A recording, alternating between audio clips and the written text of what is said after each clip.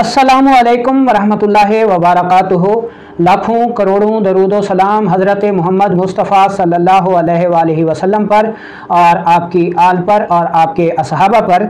मैं हूं आपका मेज़बान हकीम लियाकत अली खिची और आप देख रहे हैं हमारा यूट्यूब चैनल हर्बल वर्ल्ड। और मौजू है हमारा आज का जी कि कानून मुफरद आज़ा में दुरुस्त इलाज कौन सा है। ये सवाल बहुत सारे अतिबा कराम की जानिब से आया हुआ है कि एक तबीब कानून मुफरद अज़ा का कहता है कि एक तहरीक का इलाज उससे अगली तहरीक में करना चाहिए, जबकि कानून मुफरद अज़ा का कोई दूसरा उस्ताद साहब ये फरमा रहा होता है जी कि एक तहरीक का इलाज दो तहरीकें छोड़ के करना चाहिए। और तीसरा मुआलिज ये फरमा रहा होता है जी कि एक तहरीक का इलाज तीन तहरीकें छोड़ के करना चाहिए। ठीक है ना जी। कोई तबीब ये कहता है जी कि एक तहरीक का इलाज 4 नंबर से करना चाहिए, दो तहरीक का इलाज 5 नंबर से करना चाहिए, 4 तहरीक का इलाज एक तहरीक में करना चाहिए। कि साबिर साहब रहमतुल्लाह अलैह ने ऐसा ही किया है कि जी अब देख लें हैज़ा जो है वो 1 नंबर तहरीक का मर्ज़ है, तो उस्ताद साहब ने उसका इलाज 4 नंबर से किया है। इसलिए सारे अमराज 1 नंबर तहरीक के सारे अमराज का इलाज 4 नंबर से करो। तो ऐसी हालत में हमें ये बताया जाए कि कानून मुफरद अज़ा में दुरुस्त इलाज कौन सा है। दोस्तों इंशाअल्लाह ताला हम पूरी दियानतदारी के साथ आपको ये बताएंगे कि कानून मुफरद अज़ा में दुरुस्त इलाज कौन सा है, किस तहरीक का इलाज किस तहरीक में करना चाहिए। और हकीम इनकलाब उस्ताद मोहतरम दोस्त मोहम्मद साबिर मुल्तानी साहिब रहमतुल्लाह अलैह ने इस बारे में क्या फरमाया है, किस तरह इलाज मुआलजा करके हमें दिखाया है, ये हम आपको बताएंगे। तो अपने टॉपिक की तरफ बढ़ने से पहले आपसे गुजारिश है कि अगर आपने हमारा ये चैनल सब्सक्राइब नहीं किया तो जल्दी से इसे सब्सक्राइब कर लें और साथ लगे घंटी के बटन को भी दबा दें ताकि तिब व सेहत के मौजू पर हर नई आने वाली वीडियो आपको सबसे पहले मिलती रहे। तो दोस्तों हम अमराज को 3 हिस्सों में तकसीम करते हैं। ठीक है जी। अच्छा, कानून मुफरद अज़ा ये कहता है कि अमराज के इलाज का दारो मदार जो है वो आज़ा पर है और खून की दुरुस्त केमिस्ट्री पर है। यानी अगर हमारे आज़ा दुरुस्त काम कर रहे हैं और हमारे खून की हैयत दुरुस्त है तो जिस्म में सेहत है, और अगर इन दोनों में से यानी आज़ा और खून इन दोनों में से कोई एक ख़राब हो गया है तो मर्ज़ पैदा हो गया है, और अगर दोनों ही ख़राब हो गए हैं तो भी मर्ज़ पैदा हो गया है। तो फिर किस तहरीक का इलाज किस तहरीक की अद्वियात से करना चाहिए, ये हमारा आज का मौजू होगा। तो जैसा कि हमने कहा जी कि हम अमराज को 3 इकसाम में तकसीम करते हैं, और जितनी भी तिब की शाखें हैं, एलोपैथिक हो गई, होम्योपैथिक हो गई, तिब हो गई, तिब यूनानी हो गई, आयुर्वेदिक हो गई, सुधा हो गया, कानून मुफरद अज़ा हो गया, ये सारे के सारे भी अमराज को 3 इकसाम में तकसीम करते हैं और उनके मुताबिक ही इलाज मुआलजा करते हैं। तो ये 3 सूरतें कौन सी हैं ये समझ लें। हमारे पास जो सबसे ज़्यादा अमराज आते हैं वो अमूमी अमराज के होते हैं, यानी हम अमराज को 3 इकसाम में तकसीम कर लेते हैं। नंबर 1 पर, पहले नंबर पर अमूमी अमराज हैं, दूसरे नंबर पर क्रॉनिक अमराज हैं यानी पुराने अमराज हैं। ठीक है, जो 2 साल 3 साल तक मरीज़ इलाज मुआलजा कराने के बावजूद सेहत याब नहीं होते, तो ऐसे अमराज को क्रॉनिक अमराज कहा जाता है। और अमराज की जो तीसरी किस्म है ये एमरजेंसी डिजीज़ होती हैं, यकदम ज़ाहिर होती हैं, अचानक एमरजेंसी शक्ल इख्तियार कर लेती हैं, जैसे हैज़ा हो गया, हार्ट अटैक हो गया, हाई ब्लड प्रेशर हो गया, और या तो ये जानलेवा साबित होती हैं यानी मरीज़ को तल्फ कर देती हैं, या फिर बहुत जल्द जो है वो सेहत याब हो जाता है मरीज़, यानी एमरजेंसी मरीज़ का ये हो गया। तो हमारे पास 3 असूल आ गए। पहले नंबर पर हमारे पास आ गया अमूमी अमराज। ये अमराज जो होते हैं ये तकरीबन 80% लोग इसमें मुब्तला होते हैं, और 80% लोग हमारे पास जो इलाज मुआलजे की गर्ज से आते हैं वो अमूमी अमराज में मुब्तला होते हैं। ऐसे अमूमी अमराज मौसम की तब्दीली से हो जाते हैं, क़ुव्वत मुदाफ़ियत की कमज़ोरी से हो जाते हैं, कैफियत की ख़राबी से पैदा हो जाते हैं, या नफ्सियाती रवैयों से पैदा हो जाते हैं। जैसे एक मरीज़ को गुस्सा आ गया, गुस्से के आलम में उसका ब्लड प्रेशर बढ़ गया, 10 मिनट के बाद गुस्सा ठंडा हो गया तो ब्लड प्रेशर भी नॉर्मल हो गया। ठीक है, इसी तरह एक बंदा सर्दी के मौसम में ज़्यादा देर रहा, काम करता रहा, तो उसको बहने वाला नज़ला हो गया, सर्दी की वजह से नज़ला हो गया। तो जब उसकी कैफियत हमने चेंज कर दी, वो सर्दी से गर्म माहौल में आ गया तो ये ठीक हो गया। इसी तरह सर्दियाँ आ रही हैं तो मौसम की तब्दीली की वजह से सर्द अमराज हो जाते हैं, या गर्मियाँ आ रही हैं तो गर्म अमराज हो जाते हैं, खुश्की का मौसम आ रहा है तो खुश्क अमराज हो जाते हैं। यानी हमारे पास जो अमूमी अमराज आते हैं, जनरल डिजीज़ आती हैं, वो 80% हैं। अब इन अमराज का इलाज उस्ताद मोहतरम ने इस तरह करके दिखाया कि जो तहरीक है जिसमें मर्ज है उससे अगली तहरीक में इलाज करना चाहिए, और इस तरीका इलाज को उस्ताद साहब ने तहलील का अमल करार दिया, और यही सबसे दुरुस्त तरीका इलाज है। 80% इलाज मुआवजा उस्ताद साहब ने इसी तरीके पर करके दिखाया कि अगर आसाबी उज़लाती तहरीक है तो उसका इलाज उज़लाती असाबी में करो, उज़लाती असाबी तहरीक है तो उसका इलाज उज़लाती ओदी से करो, उज़लाती ओदी तहरीक है तो उसका इलाज ओदी उज़लाती से करो, अगर ओदी उज़लाती मर्ज़ है तो उसका इलाज ओदी असाबी से करो, अगर ओदी असाबी मर्ज़ है तो उसका इलाज असाबी ओदी से करो, और अगर असाबी ओदी मर्ज़ है तो उसका इलाज असाबी उज़लाती तहरीक से करो। ये अमूमी अमराज का असूल इलाज है जिनको हम जनरल डिजीज़ कहते हैं, और ये 80% अमराज पर मुश्तमिल है। ठीक है जी। अच्छा, अब आ जाते हैं दूसरे दो नंबरात की तरफ, जिनमें एक को हमने कहा क्रॉनिक डिजीज़ और तीसरे को हमने कहा एमरजेंसी डिजीज़। तो इसमें क्रॉनिक जो अमराज होते हैं वो भी 10% हैं, और जो एमरजेंसी वाक़ई होती हैं अमराज वो भी 10% हैं। ठीक है, अब आ जाते हैं जो अमराज हैं जी क्रॉनिक डिजीज़ के।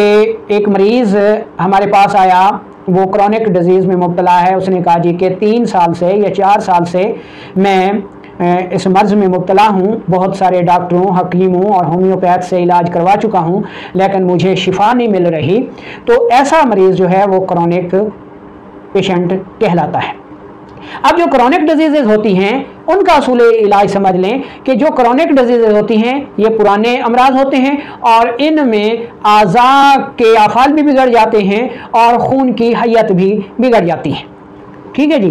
तो ऐसे अमराज में फिर मुआलिज ये तय करता है कि हमारा जो खून है वो रतूबत, हरारत और तुरशी पर मुश्तमिल है, और जो क्रॉनिक मरीज़ हमारे पास आया है उसके खून की हैयत को वो देखता है कि कौन सी चीज़ कम हो गई है, जिसको पूरा करना सबसे अवलीन फ़र्ज़ है, अवलीन तरीका है। तो उसके मुताबिक ये मुआलिज की सवाबदीद है कि वो उसका इलाज किस तरह करता है। यानी फ़र्ज़ करें कि असाबी उज़लाती तहरीक में एक मोटापे का मरीज़ आ गया, ठीक है, और ये मोटापा जो है उसको 2-3 साल से है, या असाबी उज़लाती तहरीक में हमारे पास जरियान का मरीज़ आ गया। अगर जरियान का मरीज़ 3-4 साल पुराना है, ठीक है, तो वो जनरल डिजीज़ में नहीं आता, और फिर वो जनरल ट्रीटमेंट जो मेथड ऑफ ट्रीटमेंट का, उससे वो ठीक नहीं होगा, वो क्रॉनिक डिजीज़ के तर्ज़ अमल के असूल इलाज से ठीक होगा।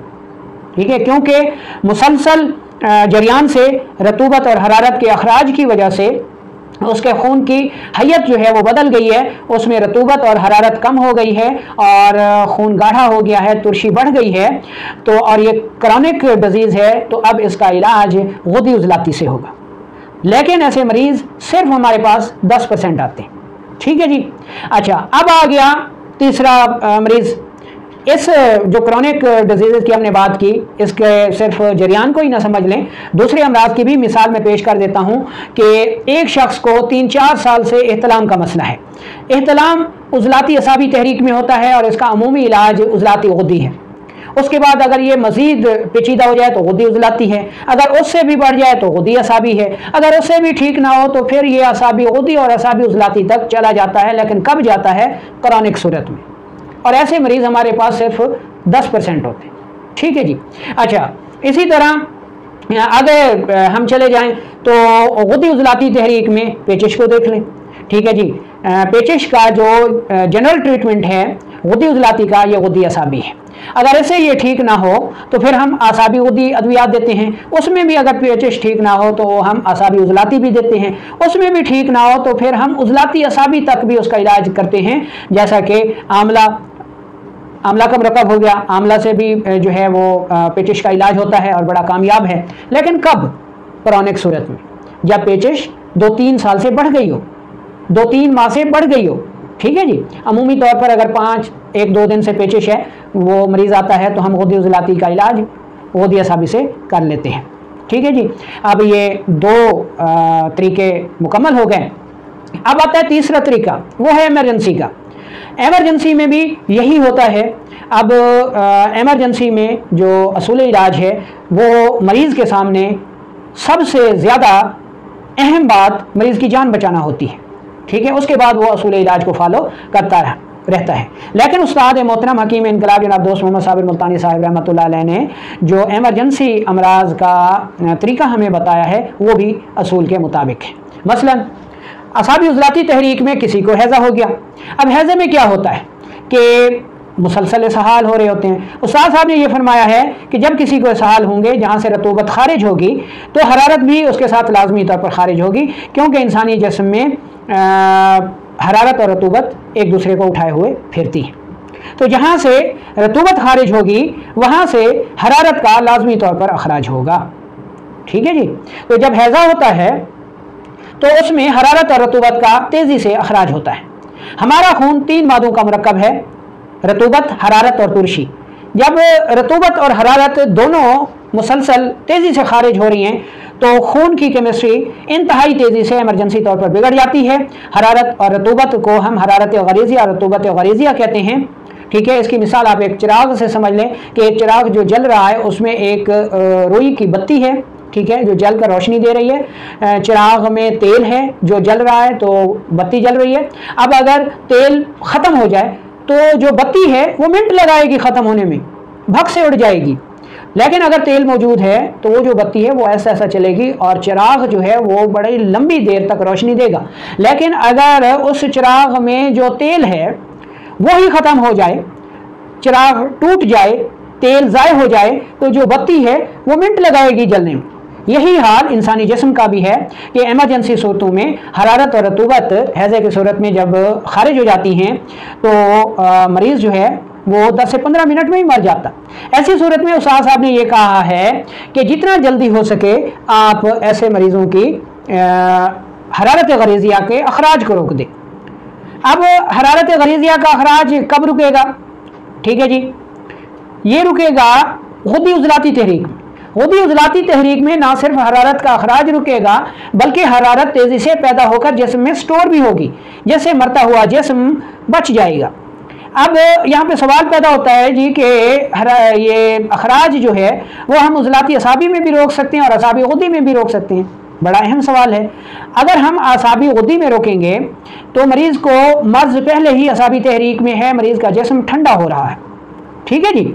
ऐसी सूरत में अगर हम असाबी गुद्दी दवा देकर रतूबात के अखराज को रोकेंगे तो ऐसी सूरत में हरारत बहुत कम है असाबी गुद्दी में और रतूबत बहुत ज़्यादा है, और जब रतूबत ज़्यादा होगी तो मरीज़ बहुत जल्द मर जाएगा।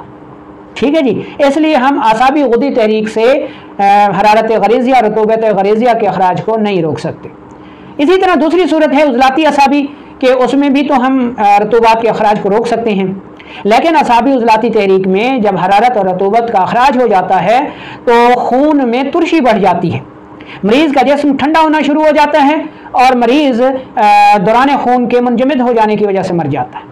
अब उज़लाती असाबी तहरीक जब हम पैदा करेंगे तो उसमें तुरशी पैदा होगी, जबकि मरीज़ के जिस्म में पहले ही तुरशी बढ़ चुकी है। असाबी उज़लाती तहरीक में रतूबत और हरारत के अखराज की वजह से सौदा बढ़कर खून गाढ़ा हो गया है, और अगर इसमें हम उज़लाती असाबी से रतूबात के अखराज को रोकेंगे तो मरीज़ का जिस्म ठंडा होकर वो फ़ौरन मर जाएगा।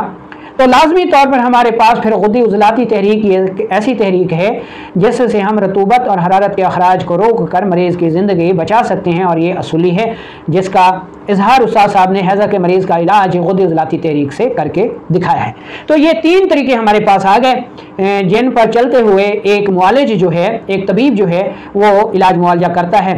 यानी जनरल डिजीज़ का इलाज एक तहरीक में मर्ज है तो अगली तहरीक में उसका इलाज होगा, यानी असाबी उज़लाती का इलाज उज़लाती असाबी से। क्रॉनिक डिजीज़ है तो जिस चीज़ की ज़्यादा कमी है उसको तबीब पहले पूरा करेगा। ठीक है जी, कि फ़र्ज़ करें असाबी उज़लाती तहरीक में अगर तुरशी कम है तो तबीब उज़लाती असाबी से उज़लाती गुद्दी दवा देगा, और अगर हरारत कम है तो वो गुद्दी उज़लाती से गुद्दी असाबी में इलाज करेगा। ठीक है जी, और अगर इमरजेंसी हो गई है असाबी उज़लाती तहरीक में तो असाबी उज़लाती का तहरीक वो गुद्दी उज़लाती से करेगा। ठीक है, और गुद्दी उज़लाती तहरीक का इलाज वो असाबी उज़लाती से भी करेगा, असाबी गुद्दी से भी कर सकता है। लेकिन यहाँ पर कुछ लोग गुमराह करते हैं नए अतिबा इकराम को, और वो कहते हैं जी कि उस्ताद साहब की तालीमात को सिर्फ हम ही समझे हैं, और उस्ताद साहब ने अपनी उसमें लिखा है जी कि असाबी उज़लाती का इलाज गुद्दी उज़लाती से करो, जैसा कि उन्होंने हैज़े का इलाज किया। भाई उन्होंने हैज़े का इलाज असाबी तहरीक में गुद्दी उज़लाती से किया। अगर आपके पास हर आने वाला असाबी उज़लाती तहरीक का मरीज़ हैज़े का है तो आप हर मरीज़ का इलाज असाबी उज़लाती का गुद्दी उज़लाती से कर सकते हैं, कोई हर्ज नहीं है। लेकिन ये असूल जनरल ट्रीटमेंट पे नहीं होगा।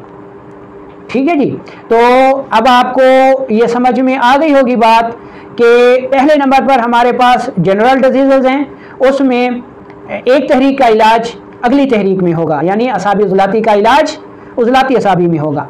क्रॉनिक डिजीज़ हैं उसमें मुआलिज की सवाबदीद है कि वो ये देखे कि खून में हरारत की कमी है, रतूबत की कमी है या तुरशी की कमी है, तो जिस चीज़ की कमी को वो ज़्यादा महसूस करेगा मुआलिज तो वो उसी चीज़ में क्रॉनिक डिजीज़ का इलाज कर सकता है।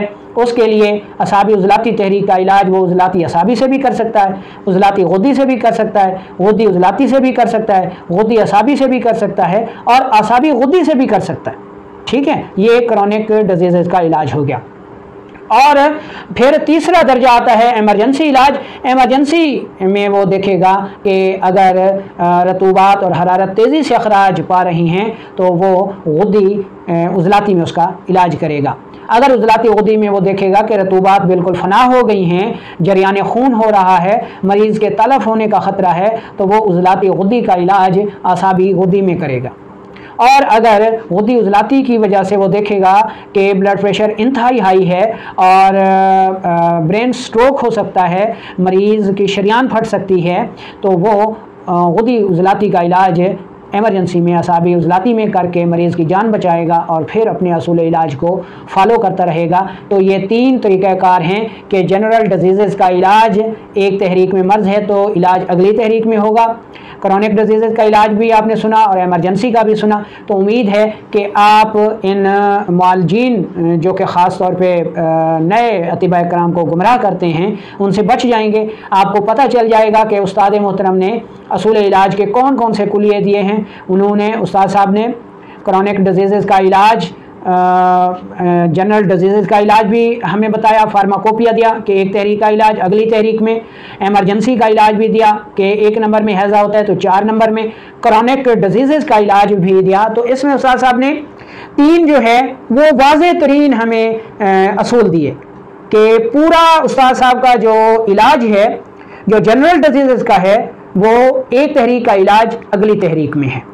एमरजेंसी का इलाज उस्ताद साहब ने हैज़े की तर्ज पर करके दिखा दिया कि असाबी उज़लाती का इलाज गुद्दी उज़लाती से करो, और क्रॉनिक डिजीज़ में भी उस्ताद साहब ने ये इलाज करके दिखा दिया कि टीबी जो कि उज़लाती असाबी तहरीक में होती है, क्रॉनिक डिजीज़ है, 9 माह तक उसका इलाज चलता है, तो उसका इलाज उस्ताद साहब ने 6 तरियाक से करके दिखाया। ठीक है, तो अब उम्मीद है कि आपको समझ में आ गई होगी ये बात कि कानून मुफरद अज़ा में कौन सा इलाज दुरुस्त है और कौन सा इलाज कब करना है, ये भी तफसील से दर्ज है। टीबी क्रोनिक डिजीज़ है, उसका इलाज उस्ताद साहब ने क्षेत्रीय आग से किया। हैज़ा एमरजेंसी मर्ज़ है, उसका इलाज उस्ताद साहब ने असाबी उजलाती का गुद्दी उजलाती से किया। और जो जनरल डिजीज़ का इलाज है उनके लिए उस्ताद साहब ने फार्माकोपिया दिया हमें 1 से 6 तक, कि 1 का इलाज 2 से, 2 का 3 से, 3 का 4 से, 4 का 5 से और 5 का 6 से और 6 का 1 से, वो भी करके दिखाया। तो उम्मीद है कि अब ये इबहाम जो है